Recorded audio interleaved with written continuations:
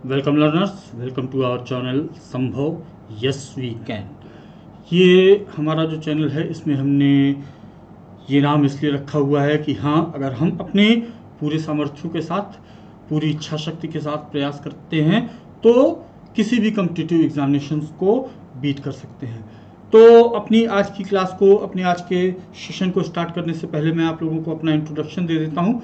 मेरा नाम हेमेंद्र कुमार मिश्रा है। मैं डीसी यानी डिस्ट्रिक्ट कंसल्टेंट और डीपीसी यानी डिस्ट्रिक्ट प्रोजेक्ट कोऑर्डिनेटर रह चुका हूँ एसबीएम स्वच्छ भारत मिशन, एनबीए निर्मल भारत अभियान और टीएससी टोटल सैनिटेशन कैंपेन में। भारत सरकार की इन तीनों महत्वपूर्ण स्वच्छता परियोजनाओं में मैंने पंचायती राज विभाग के अंतर्गत ग्रामीण स्वच्छता के विषय में काफ़ी लंबा कार्य किया हुआ है और उसके उपरांत विभिन्न संस्थानों के माध्यम से प्रतियोगी परीक्षार्थियों को उनकी परीक्षा की तैयारी में सहयोग प्रदान करता रहा हूँ। और अपनी आज की क्लास में हम लोग सस्टेनेबल डेवलपमेंट के बारे में चर्चा करेंगे, यानी सतत और स्थायी विकास। विकास दो तरह से हो सकता है। एक तो हम अपनी आर्थिक समृद्धि को अब तेजी से बढ़ाते रहें और संसाधनों का बहुत तीव्रता से अवशोषण करते रहें, लेकिन ये विकास की प्रक्रिया हमारे केवल वर्तमान पीढ़ी के लिए ही हो सकती है, जबकि जो वर्तमान जो चिंतन चल रहा है, जो थिंकिंग्स चल रही हैं, उसमें ये कॉन्सेप्ट है कि हमारे अपने विकास के साथ साथ आने वाली पीढ़ियों के लिए भी हमारे संसाधन सुरक्षित रहें। यही है हमारा सस्टेनेबल डेवलपमेंट। सस्टेनेबल डेवलपमेंट के बारे में जो सबसे महत्वपूर्ण बात होती है वो होती है, अक्सर आप लोगों ने चर्चा सुन रखा होगा, give me a minute, SDGs के बारे में, यानी सस्टेनेबल डेवलपमेंट गोल्स के बारे में। सतत विकास लक्ष्यों की चर्चा चलती रहती है, यानी कि वो लक्ष्य, उन लक्ष्यों को प्राप्त करना जिसके लिए जिससे कि आगामी पीढ़ियों के लिए हम अपने संसाधनों को सुरक्षित रखते हुए विकास को स्थायी रख सकें। तो इसके लिए सबसे पहले जो नीति आयोग ने जो कुछ कहा है उसके बारे में देख लेते हैं। NITI Aayog has released the second edition of sustainable development goals SDGs India index, SDG index 2। NITI Aayog ने सतत विकास लक्ष्यों को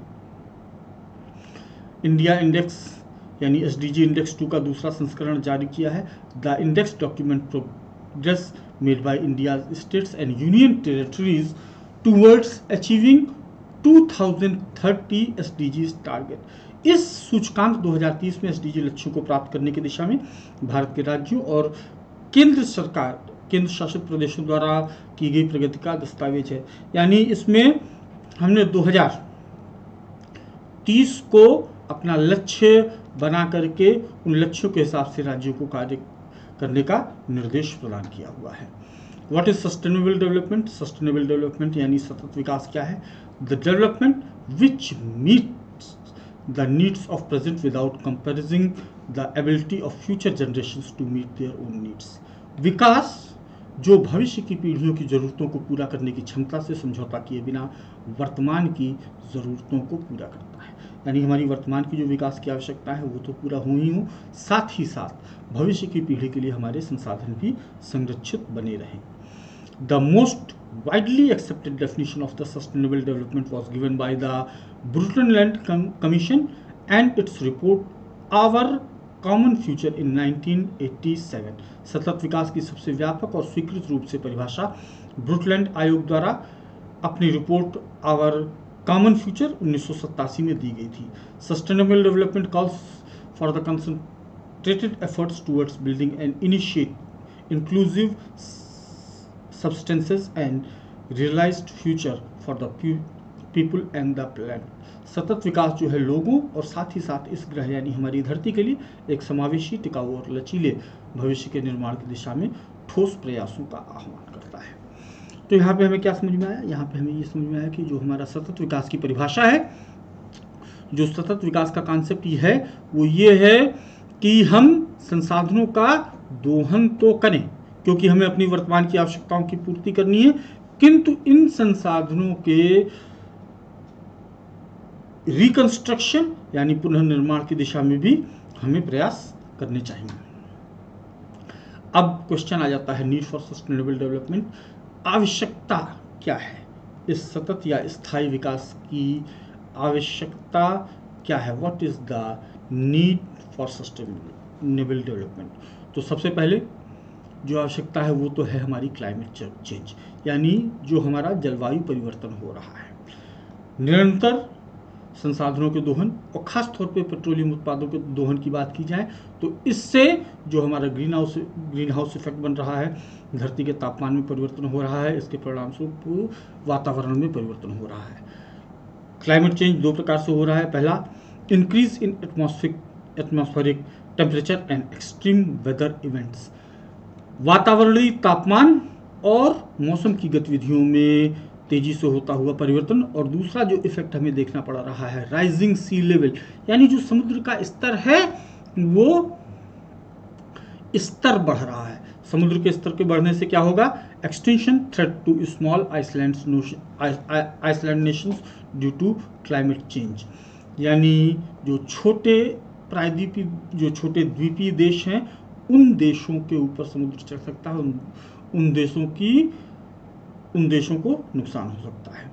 दूसरी जो प्रमुख आवश्यकता है वो होती है स्कार्सिटी ऑफ रिसोर्सेज, यानी हमारे संसाधनों में होने वाली कमी।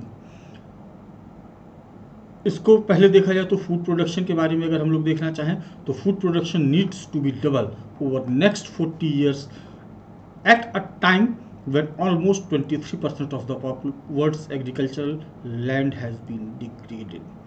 अगले 40 सालों में वर्तमान में आप जितना खाद्यान्न उत्पादन कर रहे हैं आपको उसके दुगने की आवश्यकता होगी, जबकि उस वक्त तक 23% जो हमारी कृषि भूमि होगी, वर्तमान कृषि भूमि की तुलना में जो होगी 23% कृषि भूमि का ह्रास हो चुका होगा, वो समाप्त हो चुकी होगी या कृषि योग्य नहीं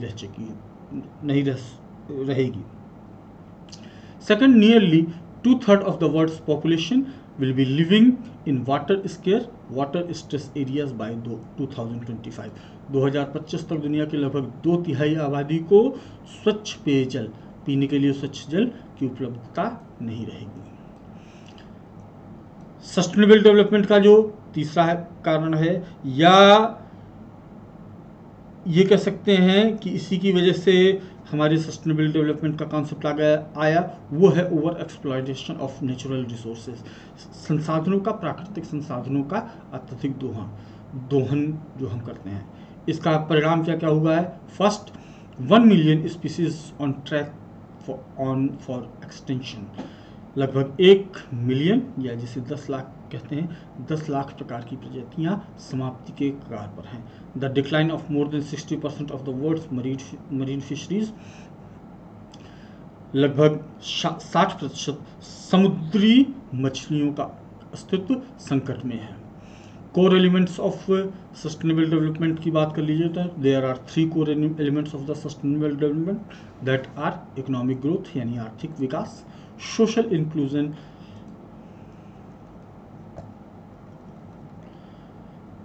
अर्थात सामाजिक समावेशन, and third is environmental protection. सतत विकास के 3 मुख्य हैं, आर्थिक विकास, सामाजिक समावेशन और पर्यावरण संरक्षण। इन तीनों में तालमेल बिठाना बहुत ज़रूरी होता है, क्योंकि अगर आप तेजी से आर्थिक विकास की बात करते हैं तो इसका सीधा सा तात्पर्य ये निकलता है आपको जो आपके संसाधन हैं उनका दोहन बढ़ाना पड़ेगा, जो कि इन्वायरमेंटल प्रोटेक्शन के अपोजिट हो जाता है। तो इन तीनों के बीच में जो बैलेंस बना करके चलना है, यही हमारा सस्टेनेबल डेवलपमेंट है। Sustainable economic growth, achieving sustainable livelihood, living in harmony with nature and appropriate technology are important for sustainable development। सतत आर्थिक विकास, सतत आजीविका प्राप्त करना, प्रकृति के साथ तालमेल बिठाने और उपयुक्त प्रौद्योगिकी जो है ये सतत विकास के लिए महत्वपूर्ण है। इसमें भी उपयुक्त प्रौद्योगिकी का स्थान काफ़ी महत्वपूर्ण हो जाता है, क्योंकि इस प्रौद्योगिकी के माध्यम से आप न्यूनतम संसाधनों का प्रयोग करते हुए अधिकतम लाभों को, अधिकतम विकास को प्राप्त कर सकते हैं। एनवायरमेंटल सस्टेनेबिलिटी की बात करें यानी पर्यावरणीय स्थिरता की बात करें तो it prevents nature from being used and in exhausted source of resources and ensure its protection and rational use। इसमें प्रकृति को संसाधनों के अटूट स्रोत के रूप में प्रयोग करने से रोकता है और इसके संरक्षण और तर्कसंगत उपयोग को सुनिश्चित करता है। Aspects such as environmental conservation, investment in renewable energy, saving water, supporting sustainable mobility, and innovation in sustainable construction and architecture contribute to achieving the environmental sustainability। पर्यावरण संरक्षण, नवीकरणीय ऊर्जा में निवेश, पानी की बचत, टिकाऊ गतिशीलता का समर्थन और टिकाऊ निर्माण और वास्तुकला में नवाचार जैसे पहलू कई मोर्चों पर पर्यावरणीय स्थिरता प्राप्त करने में हमें योगदान प्रदान करते हैं। दूसरी बात होती है हमारी सोशल सस्टेनेबिलिटी की, यानी सामाजिक स्थिरता की बात है। It can foster gender equality, development of people, communities and culture to help achieve reasonable and fairly distributed quality of life, health care and education across the globe. यह लैंगिक समानता, लोगों, समुदायों और संस्कृतियों के विकास को बढ़ावा दे सकता है ताकि दुनिया भर में जीवन, स्वास्थ्य देखभाल और शिक्षा की एक उचित और निष्पक्ष रूप से वितरित गुणवत्ता प्राप्त करने में मदद मिल सकती है। इकोनॉमिक सस्टेनेबिलिटी यानी कि आर्थिक स्थिरता काफ़ी महत्वपूर्ण होती है। बहुत तीव्र वृद्धि या होने वाली कमी दोनों ही हमारे सस्टेनेबल डेवलपमेंट के लिए उचित नहीं माने जाते हैं। एक स्तर से लगातार होती हुई वृद्धि हमारी सस्टेनेबिलिटी के लिए सबसे अच्छी होती है। The focus on equal economic growth that generates wealth for all without harming the environment. समान आर्थिक विकास पर ध्यान केंद्रित करता है जो पर्यावरण को नुकसान पहुंचाए बिना सभी के लिए धन उपलब्ध कराता है। Investment and equal distribution of economic resources, eradicating poverty in all forms and dimensions। यह निवेश और आर्थिक संसाधनों के समान वितरण से संबंधित है। यह गरीबी को उसके सभी रूपों और आयामों में समाप्त करना हमारी आर्थिक स्थिरता का लक्ष्य होता है। Integration of traditional and scientific knowledge, वैज्ञानिक और पारंपरिक ज्ञान का एकीकरण करके हम इस सस्टेनेबल डेवलपमेंट यानी कि इन सतत विकास लक्ष्यों को प्राप्त करते हैं। If the people are able to contribute their local resources and practice into process of change, the develop become not only sustainable but also get accelerated. यदि लोग परिवर्तन की प्रक्रिया में अपने स्थानीय संसाधनों और प्रथाओं का योगदान करने में सक्षम है तो विकास न केवल टिकाऊ हो जाता है बल्कि तेज भी हो जाता है। Combined traditional and scientific knowledge is called community knowledge.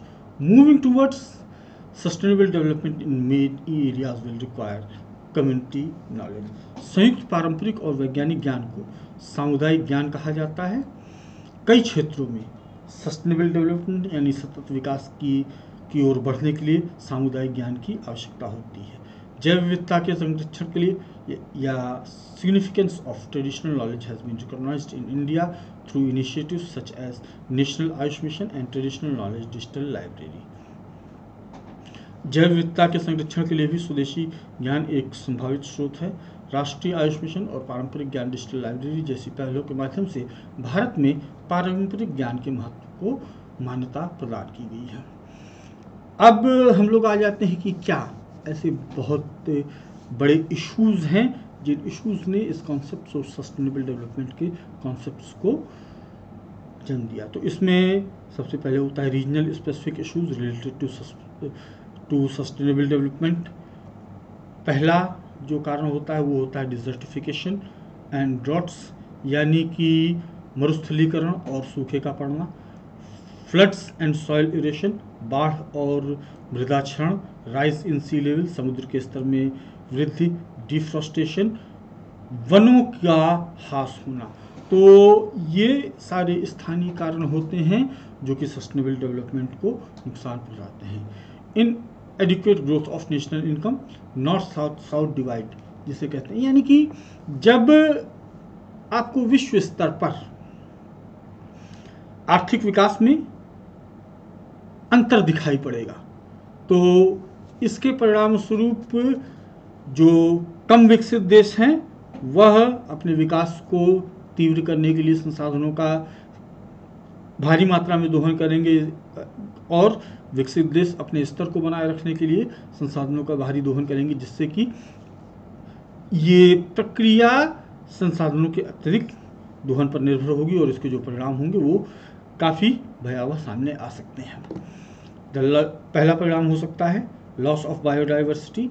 Despite mounting efforts over past 20 years, loss of world's biodiversity continues. जैव विविधता का नुकसान पिछले 20 वर्षों में बढ़ते प्रयासों के बावजूद दुनिया की जैव विविधता को नुकसान जारी है।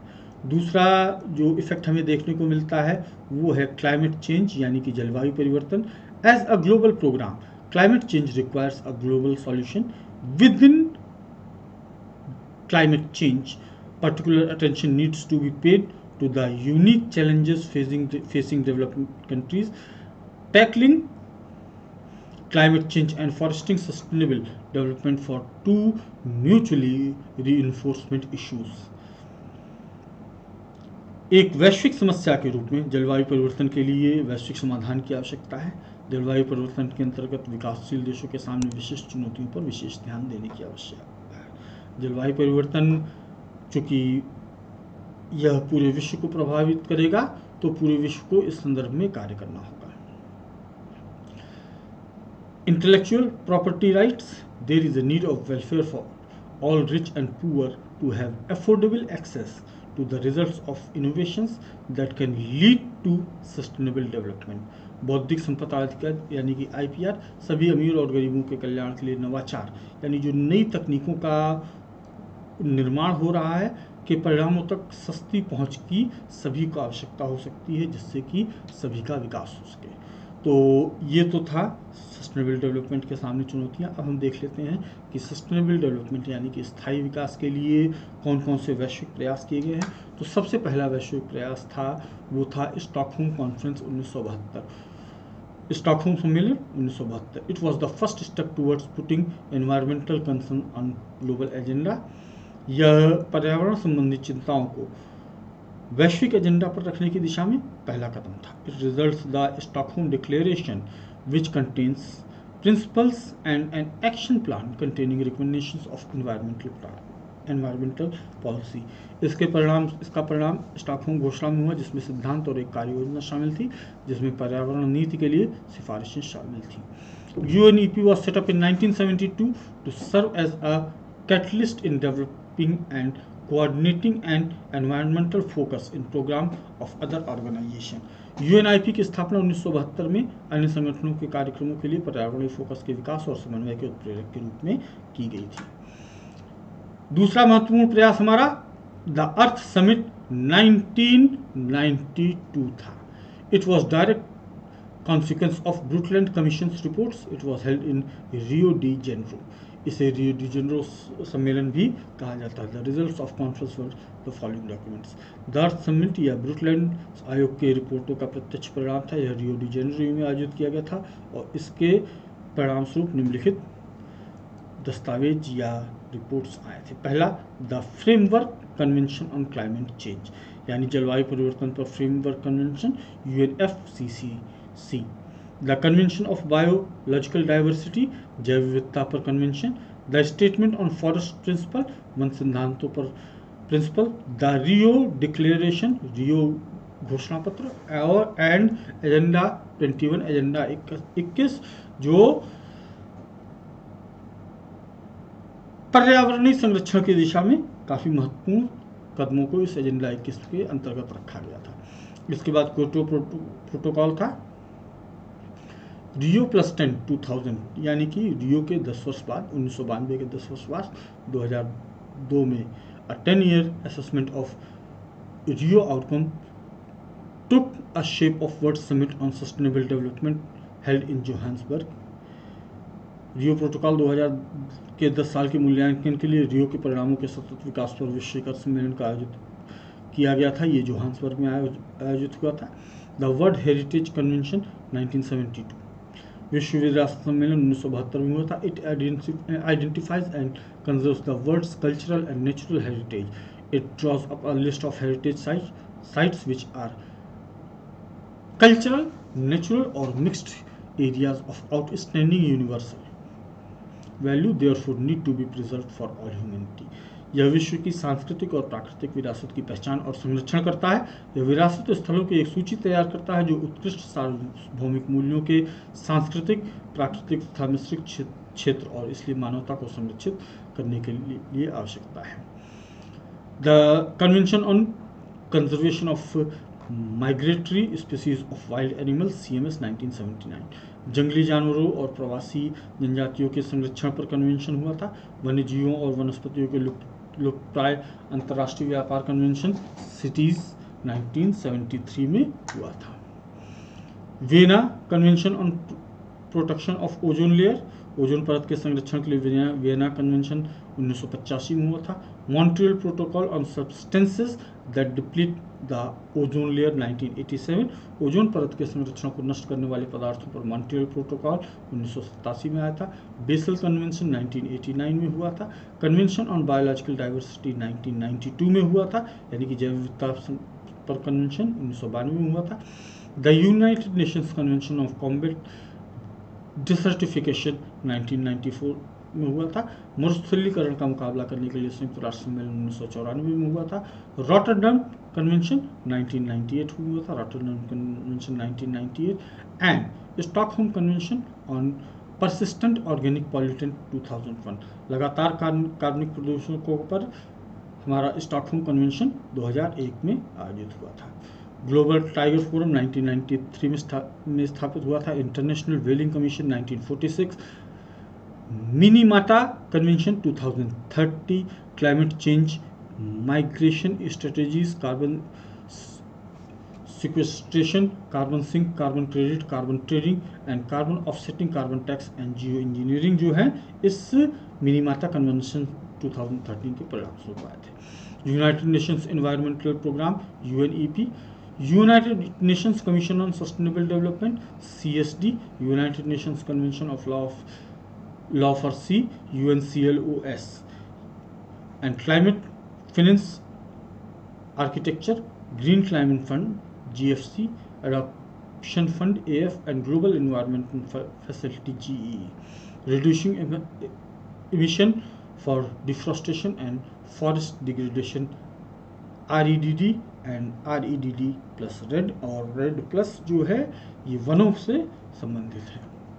पेरिस एग्रीमेंट 2015 हुआ था। इसके बाद the clean development mechanism is a way to reduce greenhouse gases emission through the efficient and sound technology, स्वच्छ विकास तंत्र कुशल और सुदृढ़ प्रौद्योगिकी के माध्यम से ग्रीन हाउस गैसों के उत्सर्जन को कम करने का एक तरीका है। Global alliance for climate smart agricultural GACSA, जलवायु स्मार्ट कृषि के लिए वैश्विक संगठन GACSA बनाया गया था। Partnership for action on green economy page, हरित अर्थव्यवस्था पर कार्रवाई के लिए भागीदारी यानी कि पेज एस्टेब्लिश हुआ था। अब ये तो जो हमारे पर्यावरण संरक्षण के लिए सबके लिए जो समझौते हुए ये थे। यहाँ तक बात थी हमारी सस्टेनेबल डेवलपमेंट यानी कि स्थायी, सतत या स्थायी विकास की। जो इसके बाद चर्चा आती है वो आती है हमारी सस्टेनेबल डेवलपमेंट गोल्स की, यानी